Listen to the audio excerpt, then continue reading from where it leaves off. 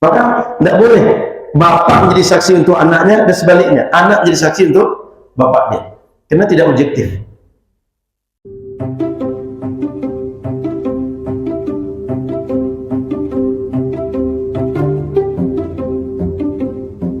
Assalamualaikum warahmatullahi wabarakatuh. Bismillahirrahmanirrahim. Alhamdulillahirrahmanirrahim. Allahumma salli ala sayyidina Muhammadin. Alhamdulillah, Bapak Ibu rahmati Allah subhanahu wa ta'ala. Hari ini bisa dikatakan sepanjang hari hujan di Pekanbaru. Dan mungkin kebanyakan tempat di Indonesia hujan. Kita berdoa kepada Allah, hujan ini bukan menjadi sebab kita menderita, susah, dan berbagai bala yang datang kepada kita. Karena saya tadi melewati beberapa jalan itu, seperti di Jalan Jenderal, ada yang di satu gang itu habis paha orang dewasa. Ada juga yang di video yang beredar, Harapan Raya sampai sedada manusia. Jalan Siak 2 itu kabarnya juga sepinggang manusia dewasa. Hingga saya dari Palas ke Panam tadi lewat Sudirman Siak 4 dan lewat Leton Siak 3. Mudah-mudahan kita semua dijaga oleh Allah Subhanahu wa ta'ala. Bagi yang diuji, semoga Allah berikan pahala yang banyak, berikan kesabaran, dan bisa mengambil pelajaran dari setiap ujian yang datang. Sebagai catatan Bapak Ibu, kalau kita menengok sebagian besar tempat yang banjir itu, sampah itu mengapung, parit tak kuat menampung air. Sehingga kalaulah boleh, semua kita dari sekarang belajar menata, membuang sampah, baik sampah keluarga, sampah lingkungan sekitar RT kita, atau skop yang lebih luas. Saya sebulan di Jepang, itu orang buang sampah itu tidak bisa setiap hari, Pak. Ada harinya dan ada kategori sampahnya. Kemudian setiap sampah itu diklasifikasi dan punya warna kantong untuk jenis sampah. Jadi nggak bisa sembarang sampah. Ada sampah basah, kemudian ada sampah yang sifatnya botol, ada yang sifatnya plastik, itu dipisah. Di sana orang kalau pindah rumah atau pulang setelah selesai masa studi, itu diantara kerepotan mereka adalah yang punya banyak properti. Karena kalau pindah rumah, barang nggak bisa tinggal, harus dibawa semua. Dulu rumah disewa kosong, harus dibawa, ditinggalkan kosong lagi. Yang namanya pindah rumah, otomatis kan bawa-bawa banyak. Maka satu sisi, ini pelajaran bagi kita, agar tidak terlalu bangga atau berusaha punya properti banyak, tapi secukupnya. Karena ternyata properti banyak itu menyusahkan kita sendiri. Memang serba mudah di saat tertentu, tapi saat yang lain kita susah gara-gara kita sendiri. Jadi sudah sepatutnya kita memanage kembali pola kita membuang sampah. Apa saja sampahnya. Baik, kita lanjut tentang pembahasan al-qadha, perhakiman dalam Islam. Di pembahasan terakhir pekan lalu kita membahas tentang kapan saja kondisi hakim makruh untuk memutuskan perkara.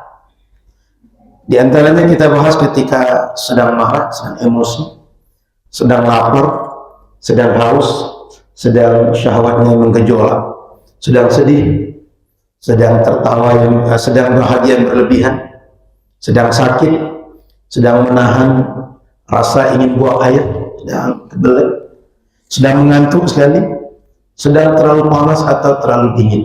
Jadi hakim ini kalau memutuskan sesuatu, kondisi badannya, zahir dan batin, upayakan dalam keadaan stabil. Sehingga ketika memberikan hukum, dia dalam keadaan stabil, kemudian objektif, tidak didesak dan dipengaruhi oleh apapun yang ada dalam dirinya dan di luar dirinya.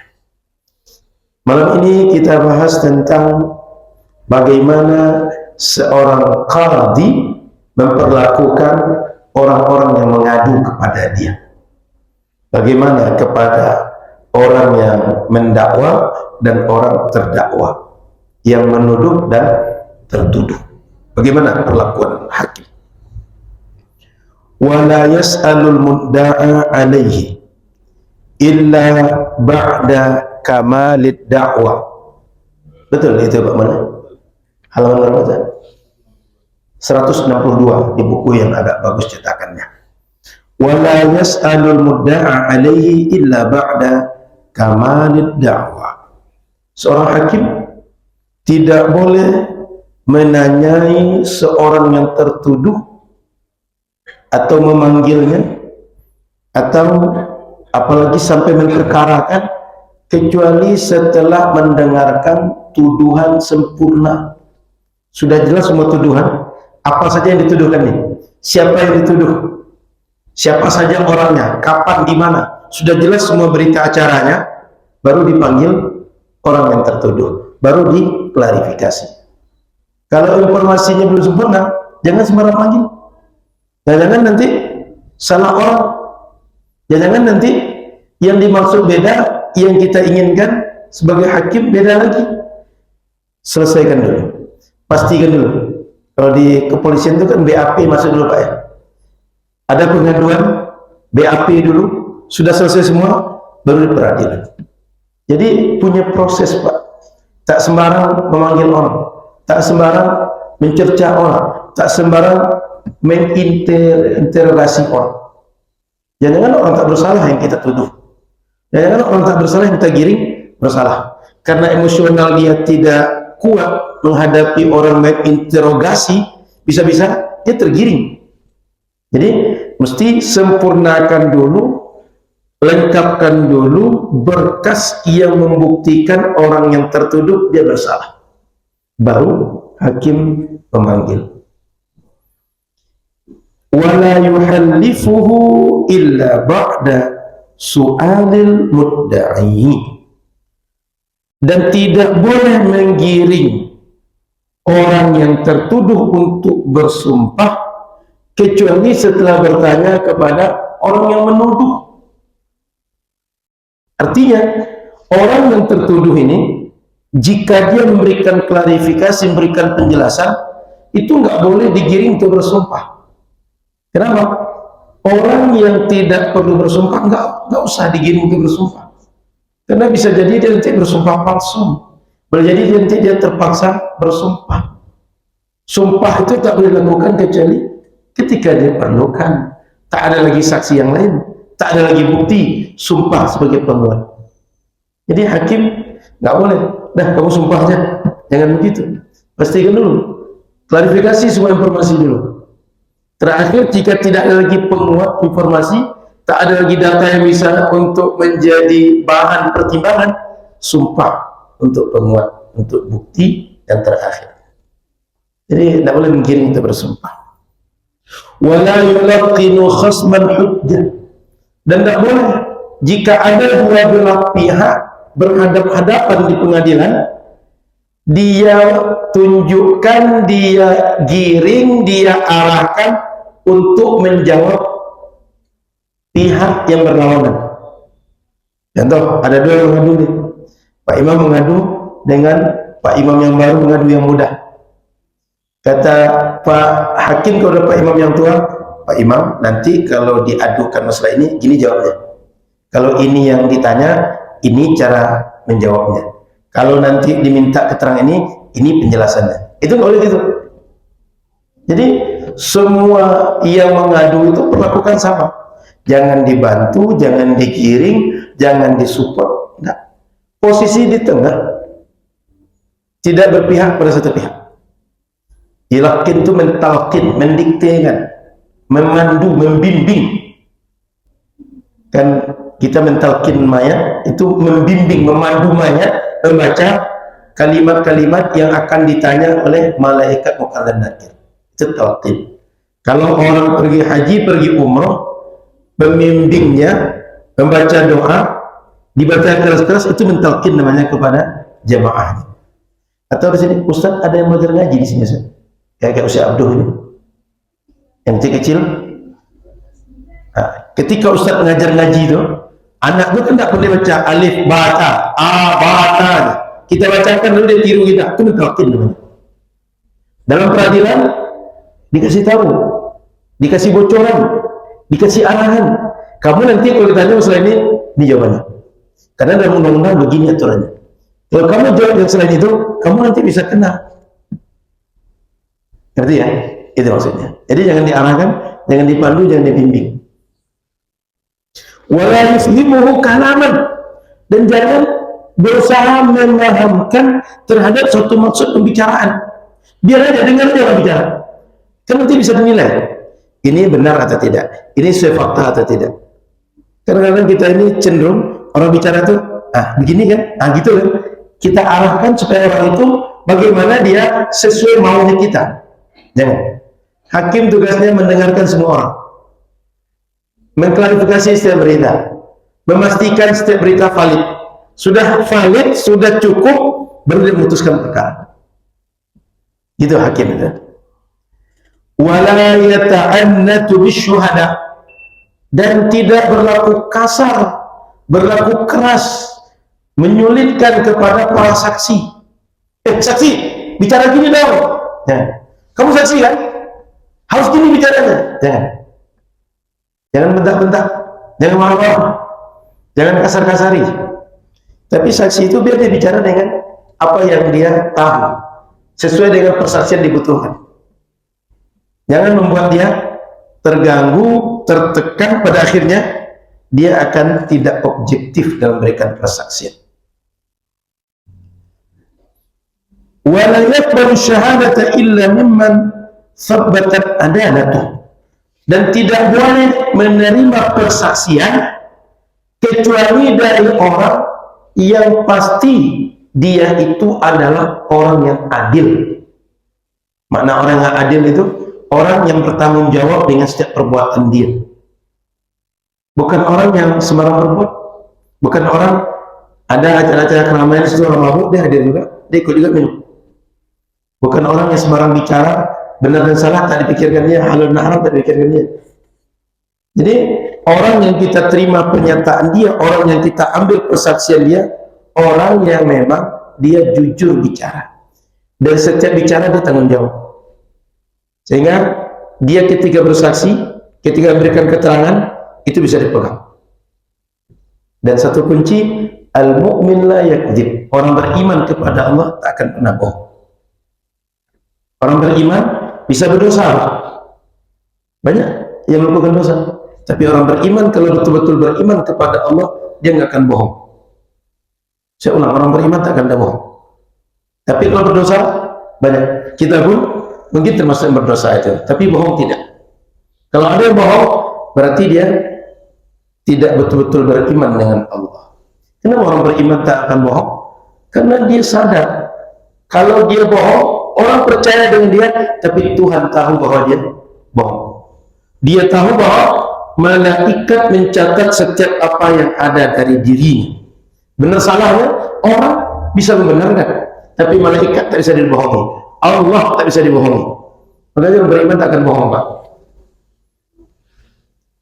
Lanjut. Wala yaqbalu syahadata aduwwin ala aduwwih, dan tidak menerima persaksian musuh terhadap musuh dia.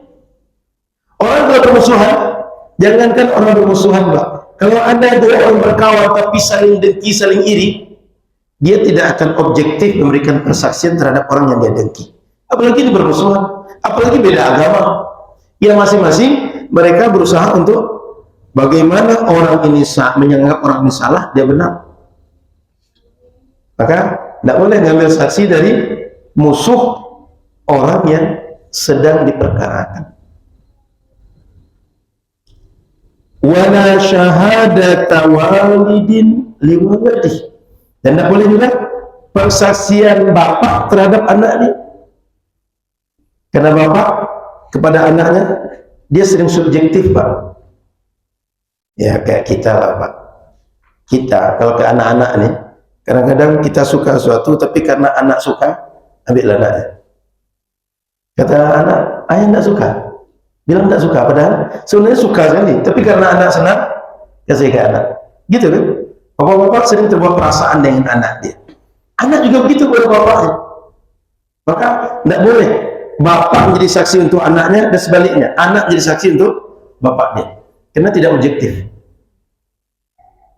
Sekeras-kerasnya anak, masih ada rasa dalam dirinya, ini bapak saya, ini mak saya. Bapak juga begitu pada anaknya, apalagi bapak pada anak. Perasaannya lebih sensitif dibanding anak pada bapak dan ibu. Jadi tidak boleh bapak bersaksi untuk anaknya atau sebaliknya. Wala waladin liwalidi. Ada waladin di situ, ada walid. Walid bapak, walad anak. Bahasa Arab itu gitu, Pak. Cuma ada alif setelah waw, bapak artinya. Hilang alif, anak artinya. Makanya kalau ada orang bicara agama tapi tak ngerti bahasa Arab, dia bisa salah dalam masalah seperti itu. Dikira orang salah tulis nanti. Ini kok beda nih? Itu tidak ada pakai alif, pakai alif kata dia. Dia nggak tahu bahwa walid bapak, walad anak. Wala yuqbalu kitabu qadin ila qadin akhar fil ahkam illa ba'da syahadati syahidaini yashhadani bima fih. Dan tidak boleh menerima penjelasan atau surat keterangan berasal dari hakim yang lain kepada seorang hakim. Misalnya hakim dari Bangkinang mengirim surat kepada hakim di sini. Ini surat dari hakim sana gitu. Itu nggak boleh menerima hakim di sini kecuali isi surat itu disaksikan oleh dua orang saksi yang valid kesaksiannya. Karena bisa saja hakim menulis lain, berita sampai sini beda lagi. Apalagi hari ini, Pak, dunia kasat mata ini, dunia media sosial yang terbuka ini, dunia informasi terbuka ini, bisa saja orang masing-masing membolak-balikkan fakta. Karena bisa diadu, dikonfrontasi.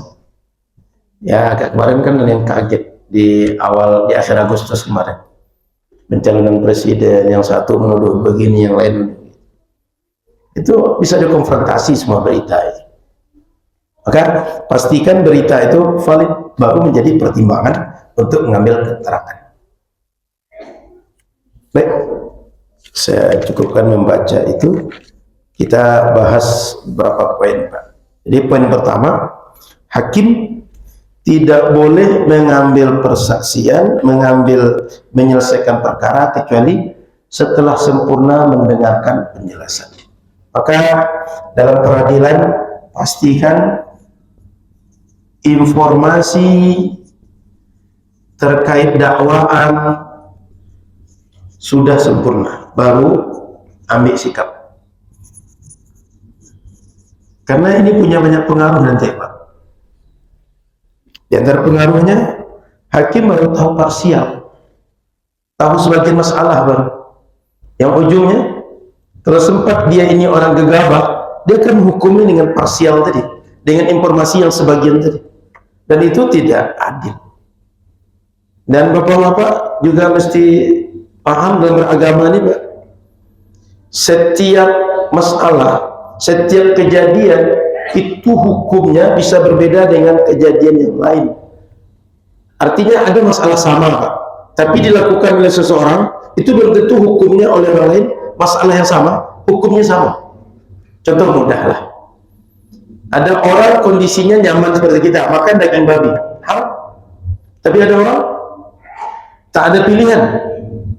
Dia kalau tidak makan daging babi, mati. Kalau makan, haram. Pilihan ketiga tak ada. Kerjanya sama, Pak, makan daging babi. Tapi yang satu haram, yang satu tidak. Yang satu berdosa, satu tidak. Hukum, apapun masalah hukum, haram, wajib, sunnah, makruh, mubah, itu dia adalah bukan hukum yang sifatnya otomatis dan sama setiap orang.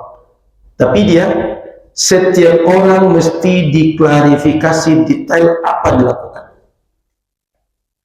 Ini Abdul Ghani dengan saya, Abdul ini belum balik, saya sudah balik, melakukan kesalahan yang sama. Abdul bisa bebas hukum, saya bisa dihukum. Kenapa? Orang belum balik, saya sudah balik. Itu contoh. Makanya bapak-bapak, hati-hati yang sering di masyarakat itu mengeneralisir. Ada kejadian yang salah, contoh ada orang berzikir sampai dia macam orang mabuk, itu dianggap bahwa tasawuf itu khurafat, tasawuf itu sesat. Itu kalau ada orang sampai seperti itu, yang salah itu saja, jangan dibilang tasawufnya. Kenapa? Boleh jadi orang yang sampai kesurupan itu dia orang bodoh yang tak ngerti apa-apa. Dan menghukum itu jangan dengan itu. Sering saya contohkan di sini. Kalau ada orang hilang sendal di Masjid Nurul Fajar, jangan bilang jamaah Nurul Fajar pencuri. Kenapa? Yang curi cuma satu orang, belum tentu jamaah Fajar Nurul Fajar. Ya, jangan cuma orang singgah, sekedar cari sendal ke sini. Itu. Jadi menghukumi itu jangan sampai kita menghukumi yang spesifik tapi general. Anda di sini, misal kita ada ronda malam, Pak. Setiap kepala keluarga ada jatah ronda. Ada berapa orang kepala keluarga karena dia kerjanya, contoh kayak Pak Mul, dia mesti masuk kerja jam sekian masuk, jam sekian keluar. Kalau dia begadang malam, dia nggak bisa pergi kerja. Sehingga pas giliran Pak Mul, dia minta izin, dan kalau ada pengganti, dia lakukan pengganti. Apa yang lihat? Pak Mul itu tidak bermasyarakat, nggak mau ronda, asal jadul nggak mau ronda. Karena dia tidak tahu bahwa Pak Mul nggak ronda sebab dia ada pekerjaan yang tak bisa dia lakukan bersamaan pekerjaan itu, ronda juga dilakukan. Dan dia sudah klarifikasi, saya kalau nggak ronda gimana Pak? Konsekuensinya apa? Ya sudah tempuh. Nggak boleh kita masalah spesifik lalu generalisir atau menganggap RT berapa sini Pak? Orang RT 1 tuh malas ronda, padahal nggak ronda cuma 1-2. Kenapa? Karena dia kerja, atau keluarganya sakit, atau karena di rumah istrinya sedang sakit, anaknya tak bisa ditinggal, dia mesti ngurus anaknya. Lalu dia bilang orang RT 1 tuh pemalas mau. Atau di sini zakat dikelola oleh masjid misalnya. Ketika Idul Fitri atau ketika kita diumumkan zakat bayar ke masjid, orang sini rata-rata zakat itu nggak ngantar ke masjid, dia bagi ke sendiri. Lalu dituduh jamaah Nurul Fajar itu nggak mau bayar zakat. Paham maksudnya? Yang spesifik hukumi yang spesifik, yang salah hukumi yang salah. Jangan semuanya dihukumi gara-gara yang salah. Kalau kata orang kampung kita, gara-gara milah setitik rusak susu sebelahnya. Itu nggak adil begitu. Gitu Pak. Jadi begitu juga hakim, pastikan yang dikadukan orang itu kita sudah jelas masalahnya. Maka dalam kaidah logika, al-hukmu an syai'in far'un an tasawwurihi. Menghukumi sesuatu itu adalah turunan dari kita bisa menggambarkan sesuatu itu dengan sempurna, Pak. Saya bisa bilang bola itu bulat setelah saya lihat betul bola itu bulat. Saya bisa bilang yoga ini ganteng, betul yoga ganteng. Setelah saya lihat yoga ganteng, saya bisa lihat Ustadz nih, beliau masih muda tapi agak kurang semangat sedikit, sudah saya tengok.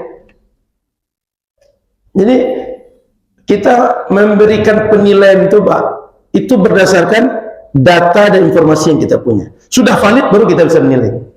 Ini gimana menilai yang benar? Informasinya belum lengkap. Hakim nggak boleh gitu. Hakim mesti pastikan setiap informasi yang masuk, tuduhan yang masuk, data, semua apa yang diperlukan, cukupkan. Berkas lengkapkan. Baru di situ mengkaji apa hukumnya. Sekali lagi, hati-hati. Jangan sampai ada masalah spesifik lalu dihukumi general. Atau di kita, ada orang tahlilan, dia salah melaksanakan tahlilan, lalu dihukum tahlilan itu bid'ah. Itu masalah. Sama dengan yang sering diperkarakan dalam kitab I'anatul Talibin, disebutkan bahwa tahlilan itu bid'ah munkarah. Padahal dia lupa, itu adalah pertanyaan. Dalam kitab I'anatul Talibin itu ada pertanyaan. Wahai Tuhan Mufti, wahai Tuhan penulis kitab i'anah. Di sebagian tempat ada orang, dia sebenarnya tak mampu untuk melaksanakan tahlilan, tapi masyarakat memaksakan. Atau ada anak yatim, hartanya dipaksakan untuk buat tahlilan. Ini kasuistik. Dijawablah oleh penulis, tahlilan yang seperti itu bid'ah munkar. Kejadian yang kita buat tidak kasuistik yang seperti itu. Lalu menyebut tahlilan yang dilakukan oleh umat ahlu sunnah adalah bid'ah munkar. Ngerti maksud saya? Itu enggak objektif, Pak. Itu sering sekali dijadikan senjata. Dibilang Imam Syafi'i tidak membolehkan kita untuk tahlilan. Kadang-kadang Imam Syafi'i tak bolehkan niyahah. Niyahah itu meratapi mayit, bukan menangis karena mayit meninggal, karena ada keluarga kita meninggal. Kalau ada keluarga meninggal, orang tak menangis, berarti bermasalah hati orang itu. Kalau ada istri meninggal, suami itu menangis, jangan-jangan suami sedang ingin nikah satu lagi. Kalau ada anak meninggal, bapak atau ibunya tak menangis, jangan-jangan hatinya bermasalah. Error hatinya mungkin. Jadi Imam Syafi'i tak melarang kita nangis, Pak. Nabi tak melarang nangis, Nabi juga menangis, anaknya meninggal. Yang masalah itu apa? Nangis yang dibuat-buat. Yang masalah itu apa? Nangis yang di request. Ada nangis request itu. Fakta di lapangan sekitar kita pernah kita lihat kok. Saya yakin Bapak Ibu, kalaupun tak pernah lihat langsung, dengar bahwa ada orang yang memang grup nangis kalau ada kematian. Itu yang terlarang. Tapi nangis karena kita sedih berpisah dengan orang yang kita cinta, itu fitrah. Makanya aneh kalau ada orang bilang ketika kafan mau ditutup, siapa keluarga yang mau lihat lagi? Nanti jangan nangis, nanti dia azab, nanti susah nanti. Pertanyaannya, yang nangis siapa, yang diazab siapa? Kok yang nangis orang hidup, yang diazab orang mati? Apa salahnya orang mati ini?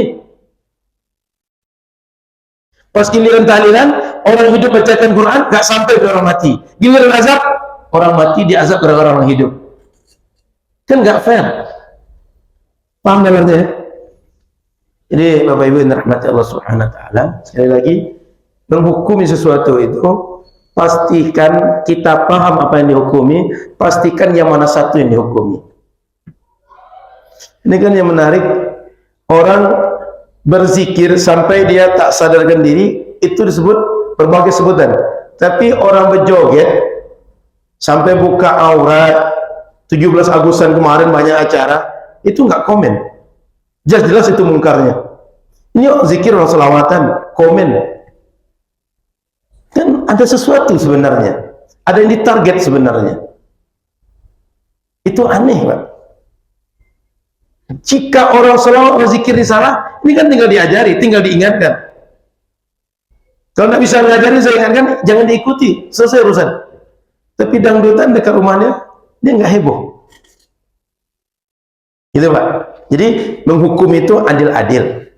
Maka pastikan dakwaan, kaduan sempurna. Baru kita melakukan pemanggilan terhadap orang yang dipanggil. Sebelum kita menyatakan dakwah sempurna, Pak, ada beberapa informasi yang mesti kita tahu. Dakwah itu sempurna, tuduhan itu sempurna jika satu, ayyakuna dakwah ma'luman ghalibah.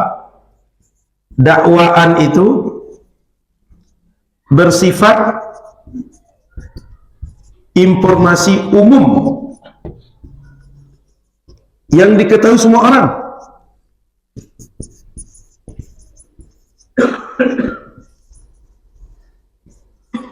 Jika ada orang perkarakan, Pak, itu masalahnya memang melanggar norma adat misalnya, norma hukum misalnya, norma agama misalnya.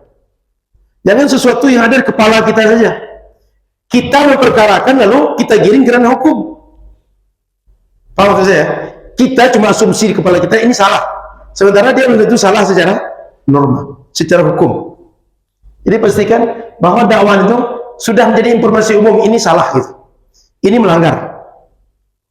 Makanya di polisi itu Kalau Bapak Ibu mengikuti, polisi itu kadang-kadang tak berani memberhentikan atau melarang suatu kejadian sebab dia tak punya dasar, tak ada pasalnya. Kalau dia sembarang menghukum, sembarang melarang, bisa berbalik kepada polisi nanti. Betul kan Pak? Jadi ada dasarnya. Jangan sampai kita sembarang berasumsi, nggak boleh begitu. Yang kedua, antakuna dakwah mulzimah. Yang kedua, dakwah bersifat mengikat atau jelas kedudukan ininya, kedudukan statusnya. Jangan sampai si Anu itu mencuri sejadah, datang orang lain, enggak dikasih kok, dihibahkan kok. Dakwah bersifat mengikat atau jelas kedudukan hukum statusnya. Jadi yang satu bilang ngasih, yang satu bilang curi. Berarti belum selesai, belum clear. Clearkan dulu, yang mana satu yang benar? Hibah atau nyuri? Hibah atau jual? Ini ragu. Atau tak ada yang bisa memastikan. Kayaknya dijual deh. Kita tahu, kayaknya dicuri deh. Kita tahu satu lagi, hibah kayaknya. Ngerti ya? Jadi kalau masih belum jelas yang mana satu yang diperkarakan, berarti belum clear nih. Yang ketiga, ayyakuna muayyan. Tiga, bersifat spesifik. Jelas siapa yang diperkarakan itu. Pembunuhnya si Anu, sebut nama. Atau cirinya begini. Saya lihat dari ciri begini. Jelas. Pembunuhnya orang jamaah Nur Fajar. Enggak jelas. Nur Fajar siapa? Ini sebanyaknya orangnya. Ini yang hadir ya, yang hadir lebih banyak lagi. Enggak boleh Pak. Asal tuduhnya. Siapa pembunuhnya? Orang RT 1. Enggak boleh gitu. Pembunuhnya si Anu. Siapa pelakunya tadi? Si Fulan. Jelas spesifik orangnya. Bukan asal tuduh, bukan general. Yang keempat, penuduh dan yang dituduh bukan orang kafir harbi, dan yang dituduh maksudnya orang yang mendakwa dan orang mendakwa bukan kafir harbi. Maksudnya keduanya sama muslim yang terikat dengan hukum. Yang kelima,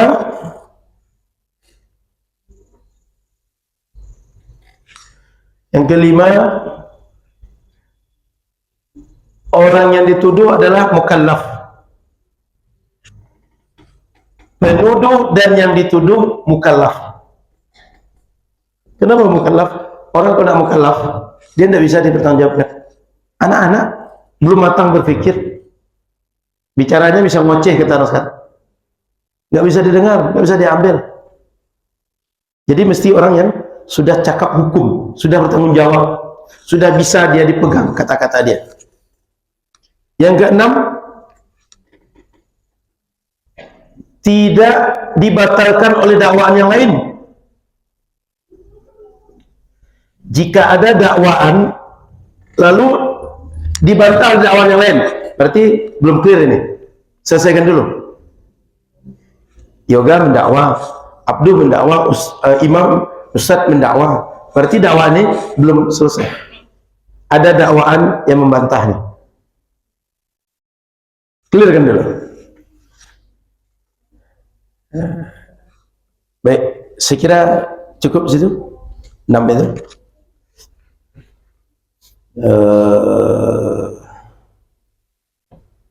Sudah itu wala yalakkinu wala yuhallifuhu illa ba'da su'alil mudda'i.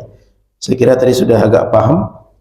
Tidak boleh untuk menggiring orang agar bersumpah supaya dia membenarkan, mengakui apa yang dituduhkan oleh dia. Enggak boleh gitu. Saya ulang Pak, sumpah itu adalah kalau tak ada lagi bukti penguat lain. Tak ada lagi bukti Pak, tak ada lagi saksi Pak. Hanya cakap orang yang akan didengar lagi. Maka hakim minta bersumpah, kamu bercakap itu, kamu benar dengan cakapmu, sumpah kamu. Orang muslim kalau dia diminta bersumpah, dia memahami bahwa sumpah ini tak main-main. Ini berhubungan langsung dengan Allah karena menggunakan kalimat demi Allah. Maka orang muslim bila dia akan bersumpah mikirnya panjang. Orang muslim kalau dia akan bersumpah, dia tidak mudah untuk bersumpah. Makanya saksi terakhir dalam atau penguat terakhir dalam sebuah persaksian sumpah. Al-bayyinatu 'alal mudda'i wal yaminu 'ala man ankar, dalam hadis itu. Mungkin pernah belajar dengan Maulana Farhan, hadis arba'in. Kalau ada orang menuduh suatu perkara, Anda benar tuduhan Anda, buktikan. Ada buktinya. Bawa buktinya. Kalau ada orang tertuduh, dia menafikan, pastikan bahwa Anda tidak bersalah dan bersumpahlah untuk memastikan bahwa Anda tak bersalah. Ketika tidak ada bukti, ketika tidak ada penguat. Gitu Pak. Sudah itu, wala yulaqinu khasman hujjah. Kita jangan menggiring orang untuk bisa menjawab dengan jawaban yang benar, jawaban yang sesuai dengan hukum. Karena dua belah pihak sekali lagi yang mengadu ke peradilan itu posisinya sama. Yang mendakwa dan didakwa sama.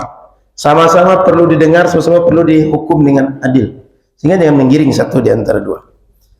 Baik, saya kira itu penjelasan Pak. Silakan kalau ada yang bertanya. Silakan Bang.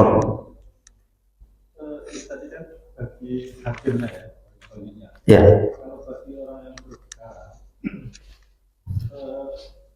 dapat minta tolong ke orang lain untuk melobi hakim. Kira-kira besok yang mau ditanyakan apa, sehingga bagi orang yang berperkara sudah menyiapkan jawaban-jawabannya. Itu bagaimana?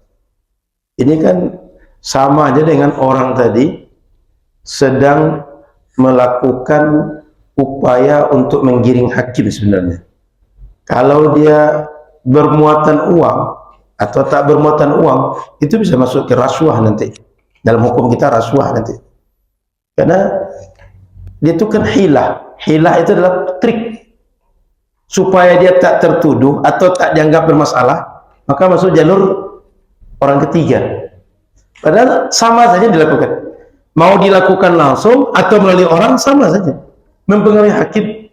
Supaya hakim tidak objektif atau hakim berpihak kepada satu di antara dua pihak yang sedang berperkara. Jadi sama sebenarnya Pak Wal. Jadi ketika dalam fikih tidak disebutkan ada pihak ketiga, ini sebenarnya secara nalarnya ketika saya berhadapan dengan hakim langsung, itu bisa saja pihak saya diwakili oleh orang berhadapan dengan hakim, atau sebaliknya hakim diwakili orang menghadapi saya. Sehingga maupun pihak ketiga anggaplah pengacara Pak. Pengacara misalnya, atau juru-juru lobby, apa juru lobby itu? Ya pihak mediator, apalagi istilah yang lain itu. Markus itu orangnya itu pekerjaan. Maklar kasus ya. Nah, itu. Jadi pokoknya juru-juru lobby begitu, itu sama aja Pak. Ini kan cuma cara untuk tidak apa namanya, supaya jangan kasat mata, supaya jangan terang bahwa dia yang melobi, tapi orang lain masuk. Padahal sebenarnya pihak dia juga. Kenapa itu tak boleh oleh syariat? Karena akan bisa satu pihak terzalimi oleh yang lain. Bisa saja yang berhak dia tidak mendapatkan sesuai dengan haknya. Bisa saja yang batil menjadi hak atau sebaliknya. Itu sebenarnya. Makanya hakim itu 3 kategori. 2 di neraka, 1 yang selamat. Bayangkan Pak, 3 kategori hakim itu. Kata Nabi, 2 yang masuk neraka, 1 yang masuk surga. Kenapa? Dia posisinya di tengah. Kalau tak hati-hati, masuk. Apalagi sengaja. Gitu Pak Mal. Makanya menarik Imam Abi Suja' ini qadhi dulu Pak. Dan setelah jadi qadhi, ngajar kitab ngajar fikih lebih 40 tahun. Sudah itu di ujung hayatnya mengurus Masjid Nabawi, jadi marbot, jadi garing. Meninggal di Masjid Nabawi. Dan beliau orang kaya yang kalau zakat itu 1.200 dinar. 1.200 dinar itu kalau ditimbang emas sekarang itu bisa 5 kilo kalau zakat. Gitu beliau. Jadi Bapak Ibu rahmat Allah Subhanahu, itu posisi-posisi yang rentan.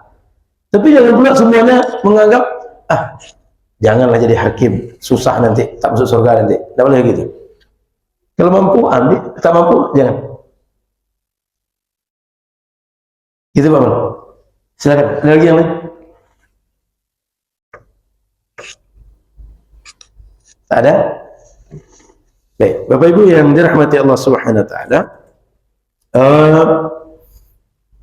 Saya tambahkan sedikit bahwa tadi seorang anak tidak boleh bersaksi terhadap orang tuanya dan sebaliknya. Karena memang sudah tabiat manusia, Pak. Itu tak bisa dinafikan, Pak. Meskipun di atas kertas ini bisa saja gamblang, terang, jelas masalahnya, tapi perasaan tidak bisa dinafikan. Sudah itu ada hal yang perlu kita tahu juga. Jika ada orang, misalnya orang tadinya tinggal di kita, lalu pergi meninggalkan kita, atau pergi merantau atau menghilang dari kampung kita, dia punya masalah, itu masalahnya boleh diperkarakan.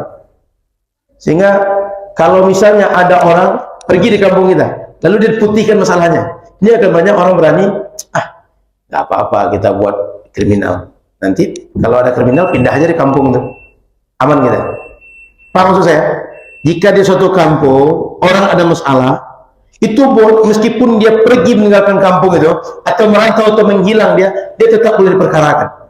Dan jika dia nanti DPO kita sekarang dapat dia sebagai DPO itu dapat dia, itu bisa diajukan ke pengadilan. Ya, kayak adalah sebagian orang menghilang tak kemana, tak jumpa, kasusnya sebagai koruptor semacam, tapi nggak tahu dari mana terimanya sekarang itu.